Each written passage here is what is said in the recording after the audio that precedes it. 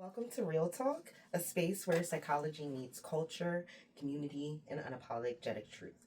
We are Dr. Denise Watkins and Dr. Erika Dawkins, two Black psych types at different stages of our careers, and we're here to unpack the real life issues that impact our mental health, relationships, and resilience in a revolutionary way.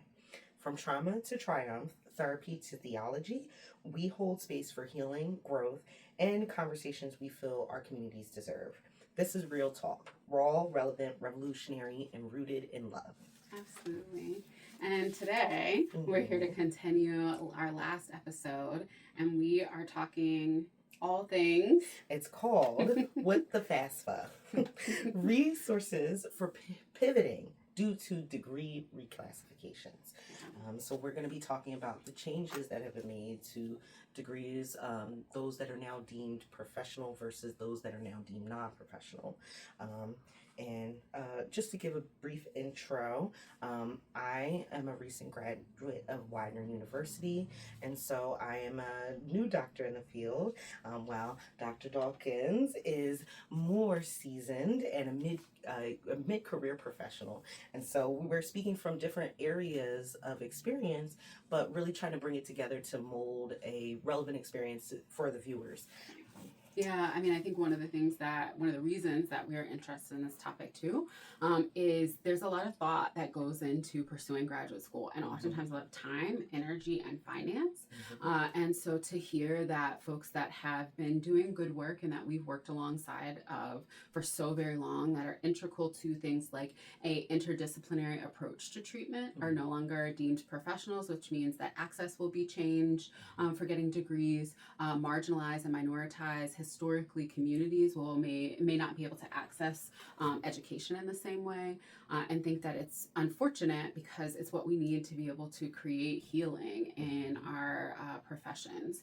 And I think about even the opportunity to pursue things like dual degrees here at Widener. Me learning that the dual degrees that I use in both professional spaces, both psychology and the sexuality space, that now only one of those would qualify for certain classifications as professional, as well as opportunities for financial support.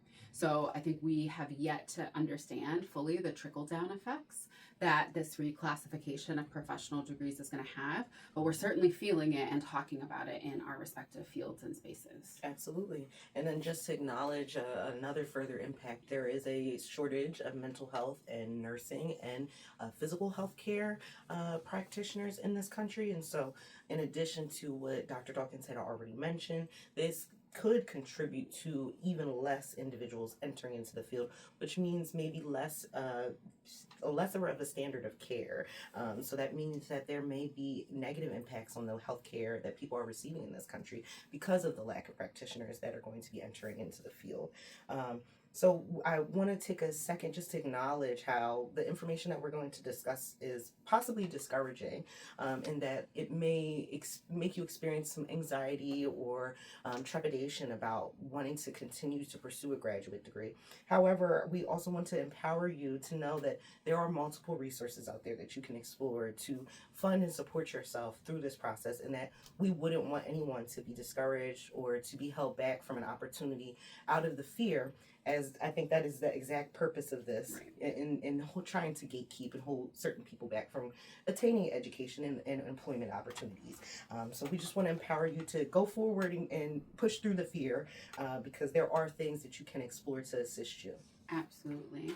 So we're going to be talking a little bit today just about kind of that process, those degrees that have been impacted by certain federal changes in terms of classification of non-professional versus professional. Yes. We're going to be talking about kind of funding opportunities, again, those groups that are most likely going to be impacted by this change, and then to really think about what are maybe even things that we can do as degrees that continue to be seen as professional degrees to advocate and call in for those non-professional degrees that are so integral to treatment spaces. Absolutely.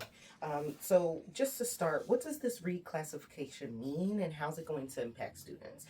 So to highlight the degrees that have been reclassified are the social work degrees, so that would be the MSW degree, OT, also known as occupational therapy, so that would be either a master's of occupational therapy, also I believe there's a doctorate of occupational therapy as well. With speech pathology or speech therapy, that would be individuals who are seeking out a master's degree in that specific area. Audiology, which is the measurement of your hearing, your ability to hear. Those individuals usually are going for either a master's, I believe, or possibly a doctorate. And then nursing would be individuals who are going for the master's level of nursing. So that would be nurse practitioners, or also even going further to physician assistants. And then finally, the PT degrees, so a master's degree in physical therapy or a doctorate in physical therapy. All of these degrees have now been reclassified as non-professional, and that it now warrants a cap on how much of financial aid they're able to receive from the federal government. And so this change will take effect in July 1st of 2026, and graduate students who will be entering into a program in the fall following that time would only be able to receive $20,000, $20,500 to be exact, per year, which is a maximum of $100,000 for their entire educational career in that grad degree. And that would be the only allotment that they'll be given to fund their graduate school education, which means that you would need to be sure that that amount will either fully cover the amount of time, or you would need to bring in other additional resources on top of what you'd be receiving from them. So anybody who's currently enrolled in a program prior to June 30th of 2026, and they plan to stay in that program, will be afforded the same loan rules that currently are happening. Right. But it's recommended that students who are seeking additional funding resources, like if they believe that cost is going to exceed $100,000, they should be looking to get some other resources if they're a new borrower. So anybody coming in brand new. So on the flip side of that, with some of the PsyD and PhD, as well as I believe dentistry, so DDS, podiatry, some of the other main medical degrees, those ones are still classified as professional, but the cap is $200,000. And so, you know, this has set off a whirlwind among a bunch of professional affiliations like the social work, teachers, speech pathology, and they do plan to petition against it and to speak in front of the government prior to the changes being made, to really argue that this could have a very negative impact across the board for multiple reasons. But so, you know, these associations are speaking up and speaking out and stating that this is going to be very detrimental. Absolutely. You know, for all of the individuals involved. I mean, and I think one of the things that, you know, this conversation has now allowed for is almost like even a systemic conversation, right? So yes, the removal of the professional status has served as the catalyst for this conversation, but it now also requires us to look at what's the cost of going to school. Yes. Is it, you know, kind of more fiscally responsible to go to a state school, or to, you know, kind of have some entry-level training that can be covered before going for an advanced degree so that you can get advanced standing and status? Yes. You know, I think it also has sparked a number of traditionally like Ivy League institutions, or, you know, more expensive institutions of higher learning, to lean into opportunities that allow for folks of different minoritized and marginalized backgrounds to have access, right? To be able to provide more funding opportunities, to also provide additional admissions for programming. And I think it puts the onus back on the educational structure and system as well, to be able to be thoughtful and to get on the right side essentially of what's happening here, even before it gets corrected, to say like, what can we do to make sure that we don't lose out, and that, you know, kind of our professions don't lose out with this change. Yeah, absolutely. I mean, and I love that you brought up the systemic piece of it, because there is a systems piece too when it comes to multidisciplinary work. Yes. You know, as psychologists, we may work in private practice or or in a mental health organization or in a community mental health setting. But there's times where we're working with individuals from these backgrounds. We're working with social workers to, get case management for clients or to get them resources. We're working with OT and PT to help you recover from a TBI or to help you learn occupational skills that are going to improve your quality of life. We are working with these individuals, and so to have them not be available because of a lack of funding for their education, or to have a lesser amount of those individuals out here, it's going to have a negative impact on all of us. And so I think it's very important that we acknowledge that they're just as important, if not more important, right, as because they contribute to the work that we're doing with the community as well. Absolutely. So I know when I was getting ready for graduate school, especially taking out, and not having to take out a ton of loans, but taking out some loans from undergrad, one of the big things was cost and like bang for my buck, right? And so with some of the restrictions on loans, there's a need to turn to like other sources to get funding. And so we're going to talk about some of those additional sources. Yeah. So what are some of the additional sources that can be explored to seek additional funding options? So, we're going to go with the first and foremost, most obvious one, which would be private loans, right? Yeah. If this option is viable, and we say if because we recognize that people from all walks of life are coming from different socioeconomic standings and backgrounds, and we should not give an all-encompassing umbrella about who can do or what they cannot or can do. And so we want to say that if this option is viable, just make sure you're doing extensive research on the type of loan that you're going to be getting, and that you have an understanding of how the interest rates work, right? Absolutely. So is it subsidized or unsubsidized? Are you able to break down payments over a certain amount of time? Is it income-based repayment? If those are things that, are offered, it may make the loan easier to manage over time. And you want to make sure it aligns with your needs, right? Consider what your income is or what it would be, right? And if that's something that you think would be manageable, and you can look into private banks, federal credit unions, or just regular credit unions, also community banks. Some of the smaller entities, they are sometimes offering loans at a maybe a more manageable rate than some of those other big banks like Sallie Mae and things like that. And so you just want to make sure that you're looking into the understanding of like how much is the interest rate, and is it something that might be manageable over time. Try to avoid banking institutions that are known for predatory lending. We won't say any names, right? But there are some that are very well known for predatory lending practices, and we would hate for someone to get wrapped up in a loan process that is more harmful than beneficial for their needs. Right. So make sure if you have the opportunity to sit down with some type of financial advisor, you understand what's ethical lending practices versus predatory. Absolutely. I think too, some of those banks that are maybe known for more predatory practices are oftentimes connected to things like credit cards, where there is this sense that it will be easy for the first 24 months to have this really low rate. But the thing that happens after, and for some loans that are not attached to credit cards that are offering reduced rates for a period of time, is that if the loan cannot be repaid or paid off within that time period, not only does the interest rate go up, but they capitalize and add the interest that you've been collecting over those months that you had not had to pay that interest rate, and it gets added to the original balance of the loan. So now you have the 24 months of interest that initially you were told you wouldn't have to pay or paid less of. You get that added, and now that is starting to earn interest at a higher rate than you were initially paying until you can pay off the loan. And so sometimes it can make it impossible or feel like it's impossible. The other thing to note is if we see a maintenance of something like the public service loan forgiveness or the teacher loan forgiveness program, private loans aren't included in that. And so if you are going to or need to be able to pay for the remainder of the balance of the college education, seeking out private loans, it's important to know up front that you cannot roll them into the federal loans to have them forgiven. And the ideal would be that once you finish paying off the federal loans, if you have them, that you can then move all of that to pay these off faster as well if it's a necessary step. Yeah, thank you for saying that, because I didn't know all of that information. I'm glad that you said all of that. Absolutely. It's good to get that kind of information, and hence having a mentor who can give it to you.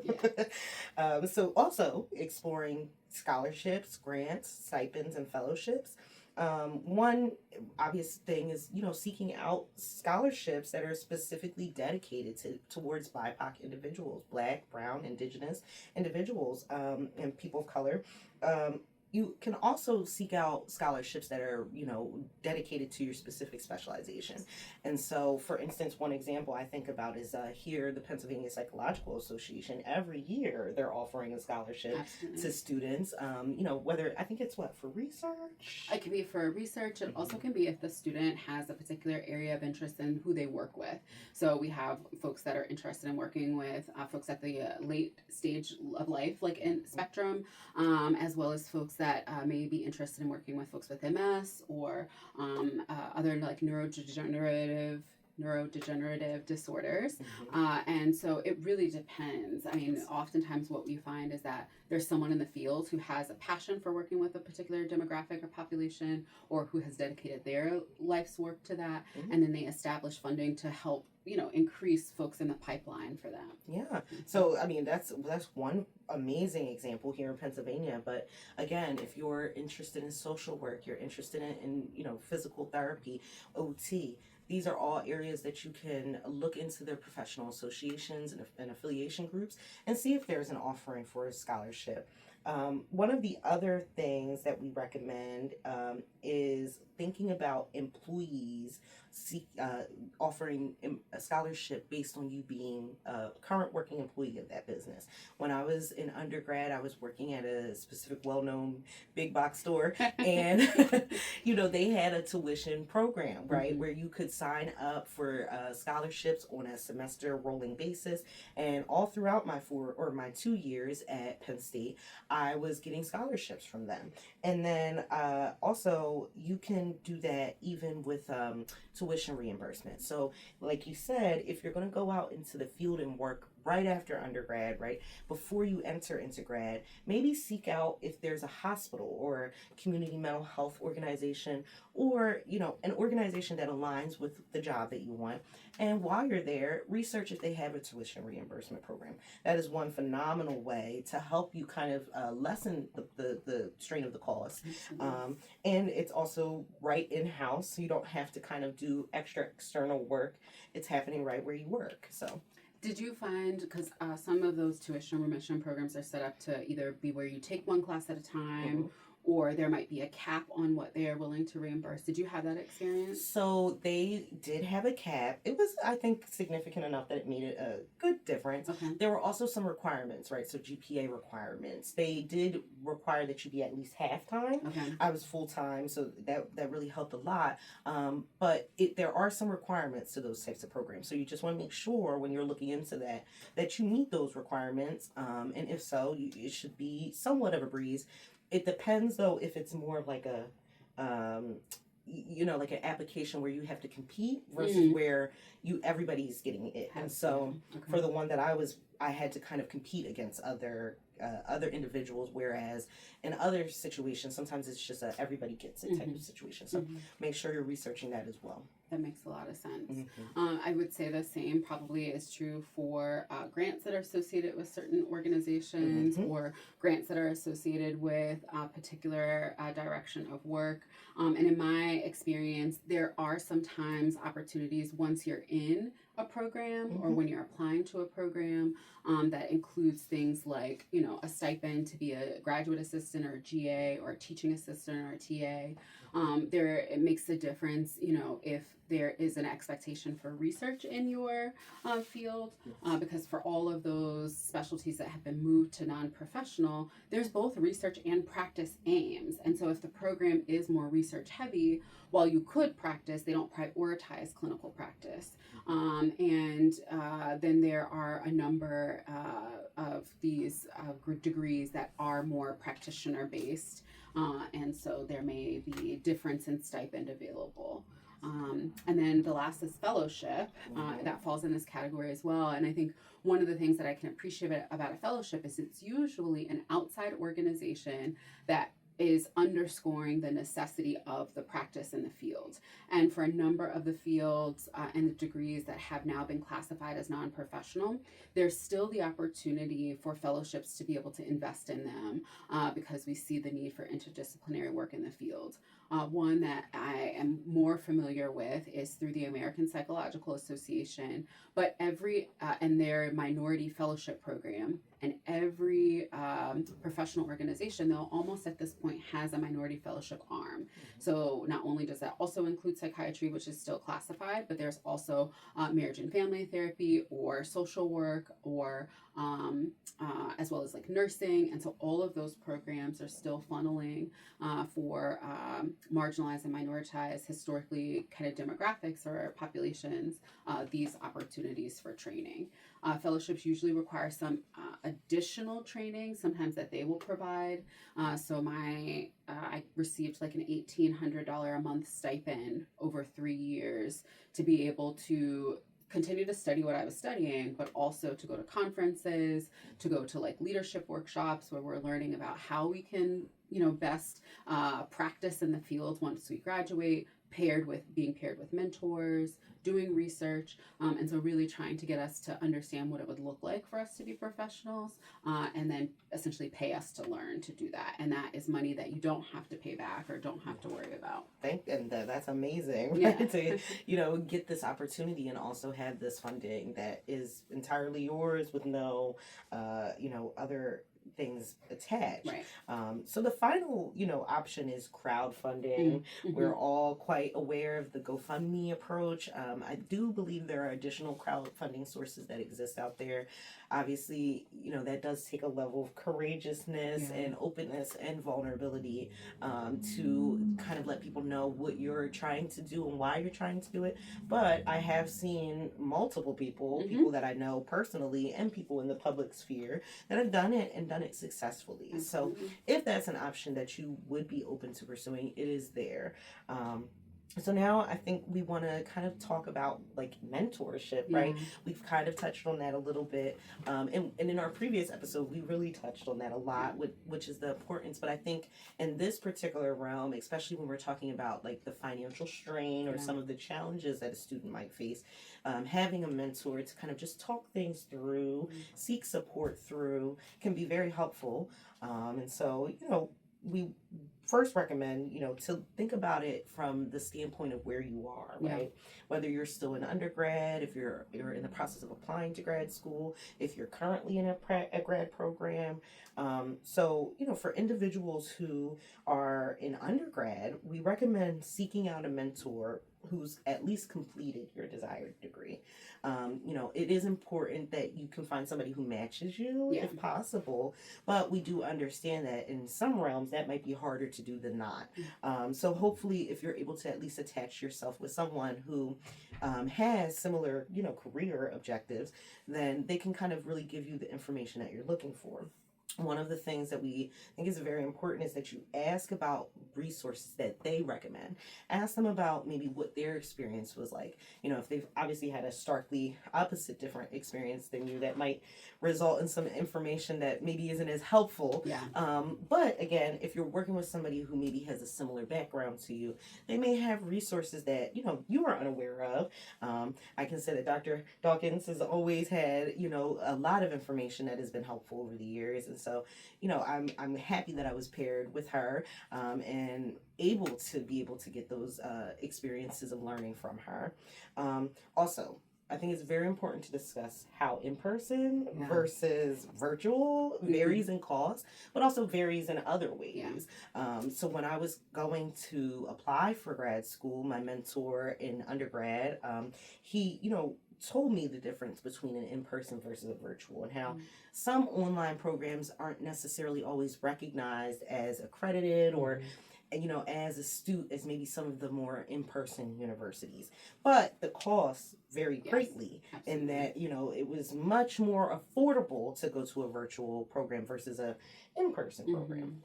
So when you are looking, do your research, understand the accreditation of that university, and look up some of the alumni, right? Get to know who graduated from that university and what they're out there doing. That may help you make the decision, but feel free to look extensively. Right. Don't go with the first thing you see. Take a really good look at all these programs, weigh the pros and cons of them. Can I share a little bit? One of the things when you kind of were talking about in-person versus virtual, I realized even with this like incoming class, this is a group that would have been still in high school and maybe doing the first part of college when COVID hit. Yep. And there's a level of expectation about being able to interact in person and maybe move through. This particular program is a program that is actually accredited to be in person, right? And so there aren't a lot of virtual opportunities or options. And I think a large part of that is because there's been some benefit in being able to see what it's like to engage, not only on a programmatic front, but with clients and learning certain clinical skills, those soft skills about paying attention to and being able to accurately read things like nonverbals, or being able to do some particular interventions, right? And needing certain props or supportive devices to ensure fidelity of implementation of intervention. And so that's something to also think a little bit about, is that might be a requirement of your particular professional degree. Absolutely. Like I could imagine that it might be hard to do some of the physical therapy activities or even occupational therapy activities with both the client having to have the items or being clearly able to, moving my fingers all of a sudden, but like being able to like clearly follow the movements and being able to see, having the right technology. I think one of the things I oftentimes also think about is most of the demographics that I'm interested in working with are not always going to be in a position of privilege as far as resource or things that they may have access to. And so for me to say, oh, just go pick up this thing and do it, they may not be able to do it. And it would be so much better if they could come in person. And I have the things that we need to try, the activity in office. And so thinking about like what you're interested in doing long term and whether or not the degree that you're seeking online or in person might aid in really being able to get the knowledge and skill necessary to do that well. Yes, yeah, and I'm really happy you actually touched on that. That is a piece of it that I think is very important, is understanding what it would be the internship or externship, sometimes called, process. And I do know that sometimes with online programs they do have like community based ones that you can go, but then there's other times where that is left up to you, right? You have to pursue, find, and secure the internship all on your own. And that can also be very stressful in that it's competitive, right? It's hard, and if you have to do it all alone, then it might not be the same type of process as if you're at a university that will provide you one or walk you through the process of what is it, APIC, right? APIC, and I heard about APLS as well. Now that's maybe a new one. That's a newer one. I think that's more related to like post graduation, but I know for a fact APIC is one of the major ones for internship, and so at least for psychology. And so walking through that process alone is much more, I'd say, much more interesting versus if you have support and guidance.